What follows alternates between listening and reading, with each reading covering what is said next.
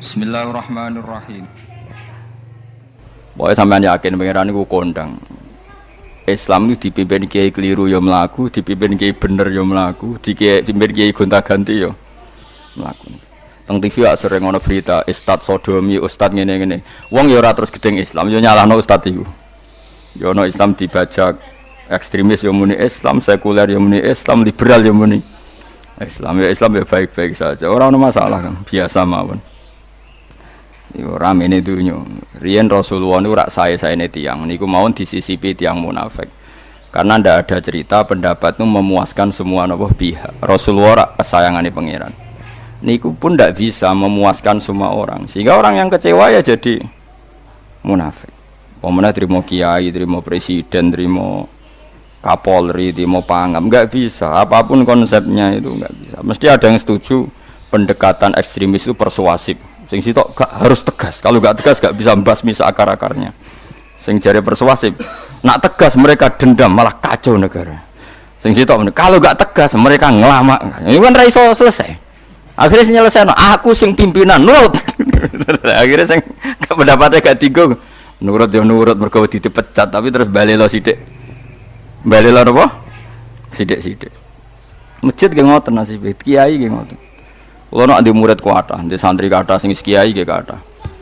Ono kiai niku sowan kula, Gus, masjid iku ape nganakno zikir Ramadan. Dadi 24 jam full mulai bar subuh sampai sahur.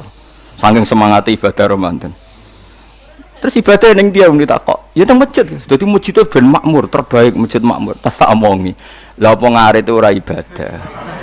Apa dadi satpam mergawe iku gak ibadah. Apa nyupir angkot golek nafkah ibadah, kiai kok goblok kira karuan aja muni ngono. Astagfirullah, itu urusan iku, Gus. Ya urusane mergo ke takmir dadi ben keren, pas ke takmir masjid rame ngono. Berarti sing nama baike kan kowe. Nek pengiran ra butuh iku, pengiran kepingine seorang bapak golek nafkah. Anake kepingine sekolahan ya satpam teko, ora teko alasane itikaf. Kepingine pengiran ya bis sing tetep jalan, dadi wong sing nyetop iku ana bis aja kok mandek mergo itikaf ayo mending. Kecewa lho. Wis bae ku piye dicapik ra dukung. Padahal nek kula yo nyucup yo hormat, tapi tetep gremeng mergo idenya enggak keturutan. Ya kula yo ngerti rai-rai ngono iku yo biasa wae, cara kula biasa. Tapi suwe-suwe sadar den. Bareng ngajak wong do ora gelem, akhirnya sadar. Jebule ngandel jeneng nganggo sembang kula yo suwe wong luwih ngandel aku timbang kowe. Lah bento tapi ngandel kowe ya. Wong aliran sesat ta men. Ya masjid itu anggere sono salat jamaah iku ya wis rame cara pangeran. Ora perlu rame banget. Nak rame banget terus bakal pentol leren, satpam leren, supir angkot leren. Nah iku jek sepele. Dokter leren. Wong ape lara. Ape berobat ra iso. Nak larane emergensi astagfirullah minamikum taqabbal ya karim. Ajane semburu leren maling leren, copet leren. Iku apik nek iso ngumpul iku. Makanya ngaji itu ngambil wong alim kan, karena orang alim itu yang tahu duduk perkaranya agama. Seorang lagi yang tahu duduk perkaranya agama. Nabi itu kalau ngendikan itu sampai sahabat itu gak bisa menampung. Kadang menyebut kebaikan satu majelis sampai 63 sampai 70. Misalnya Nabi ngendikan al imanu bid'un wasituna bid'ah. Iman itu ada 63. Terus nyebut terus. Pertama ngendikan a'la la ilaha illallah, tertinggi adalah kalimat tauhid. Wa adnaha imatatul adza ani thariq, terendah adalah menyingkirkan hal-hal yang mengganggu yang apa? Mukmin atau mengganggu jalan. Terus ngendikan seperti itu. Sehingga pernah suatu saat Rasulullah itu ngaji di masjid. Rasulullah ora terima kiai, Rasulullah itu ngaji di masjid. Nabi kalau ngaji di masjid memang di teras jadi terbuka. Terus ada pemuda santai dengan santainya nggo pacul, ngliwati Nabi ngaji diliwati. Nggo pacul. Ya santai. Singkat cerita semua sahabat itu mencibir. Celaka betul pemuda itu. Ada Rasulullah ngaji tidak ikut tapi dia berlalu saja bawa cangkulnya. Kata Nabi, kamu jangan komentar demikian. Jika dia kerja menafkahi ibunya yang lemah atau anaknya yang lemah, dia juga ibadah dan itu juga sunnahku. Akhirnya sahabat mereka sadar. Jadi untuk meramaikan Islam itu tidak harus semuanya ngaji di masjid. Yang ngapain kerja ya ben kerja. Yang penting ora dadi germo. Orang pengedar narkoba, nah, itu ora kerja kang perusakan. Jadi sebetulnya orang tuh nggak bisa mengatakan kerja mau pengedar narkoba itu ndak, pengerusakan tuh namanya. Tapi kayak adol pentol terus hal-hal yang halal itu namanya apa? kerja, dan kerja itu ibadah. Efek dari pikiran ulama yang seperti ini, akhirnya masjid daerah ulama itu sepi-sepi. Mergo ngomong ngono terus wong wae nak ngono ora perlu ning masjid. Lah iku kesimpulane sing salah. Kok terus kesimpulane nak ngono ora perlu ning masjid bar saiki. Maksudnya orang ngono sing di aktivitas nggih monggo. Nek sing ada aktivitas timbang turu ning omah kene aduk ibadah ning masjid aja aduk turu ning masjid. Nah, akhirnya daerah-daerah tertentu sing akeh ulama mesti masjidnya sepi, tak jamin. Jajal gitu delok ning Rembang. Oh, tambah sepi. Karena ulama cara berpikir, jong kerja ya ibadah, ngernet ya ibadah, mulang ya ibadah. Akhirnya orang masjid pas tarawih. Iku wae golek sing cepet. Tapi kunane kuno, Nabi sekalipun itu yang namanya orang yang mendengar tetap ada yang menolak. Konsep perang di luar kota itu kan secara teori militer itu rasional. Bikin kontak ya rasional. Tapi orang yang berpendapat tadi, ya Rasulullah kita di rumah saja, itu ya gelo. Kayak tadi orang yang ingin memakmurkan masjid kemudian kan saya seperti itu ya gelo. Kalau pikiran saya suatu saat dia sadar, intinya sadar, terus sowan saya sadar. Karena ya muridnya ada murid beda angkatan ya, dia semi-semi teman sama saya. Tak omong ngene, jong kowe nak pancen seneng masjid tenan, masjid iku aja dadi problem bagi umat. Misalnya gini, aja sampai kenapa ora nyupir angkot demi nak mirno masjid, kenapa ora tugas satpam demi makmurno masjid. Berarti masjid ini menjadi problem penghalang dari sistem sosial ekonomi. Kowe seneng masjid darani problem, kowe seneng masjid dianggap kambing hitam. Ya sudah, sholat jamaah saja, sholat jamaah di masjid. Terus yang nganggur-nganggur ya ke masjid. Tapi kalau yang sibuk ya monggo, asal itu halal ya ibadah.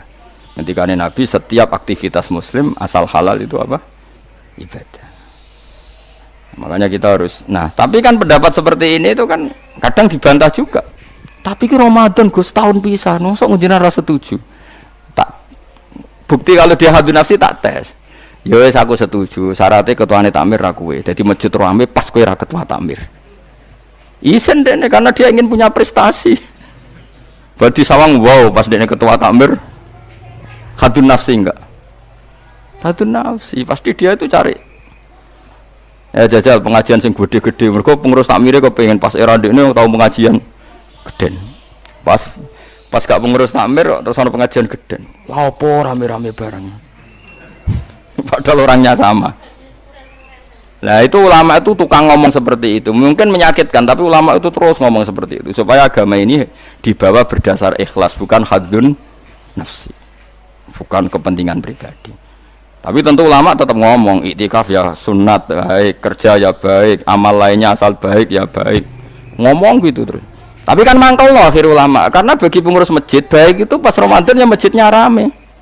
Bagi yayasan yatim piatu malape ya dikekno yayasan yatim piatu. Bagi KBIH, bagi travel amal apik ya umroh. Ya ora. Iki tenan kula raguyan. Mana mungkin travel umroh dalil kowe nek duwe dhuwit luwih kekno cah yatim, kekno masjid, gak payu travel. Tapi dalile al umroh ilal umroh kafaratun lima bainahuma. Umroh itu yang mengkafaroi dosa. Jadi dan itu kersane Allah, orang macam-macam pikirannya kersane Allah dan baik-baik saja. Dunia diokal-akali ini ya baik-baik saja. Allah ya tenang aja tetap sugih. Cuma ulama harus ngomong seperti saya. Jadi karena keterbatasan manusia sehingga yayasan yatim piatu mesti ngomong seakan-akan ibadah terbaik yang nyumbang yatim piatu. Nanti yang di travel ibadah terbaik ya sowan Nabi umroh. Nanti sing jamaah torekoh ya ibadah terbaik itu torekoh.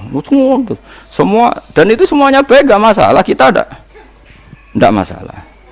Tapi kalau memaksa orang lain harus seperti itu dan mengkerdilkan kebenaran hanya surahnya gambarannya seperti itu, kita sebagai ulama harus melawan. Karena Nabi dawuh kebaikan itu sekian jumlahnya. Terus Nabi menyebut di satu majelis itu 60. Sampai yang diantara yang disebut itu nganti ono sing jorok.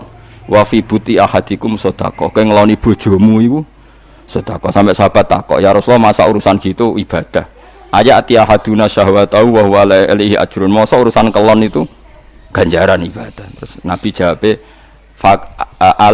kata Nabi faqih falawadu'aha fi haramin akana alaihi wisrun. Kalau andekan dia meletakkan mental seksnya atau aktivitas seksnya di luar yang halal, apakah itu tidak dosa?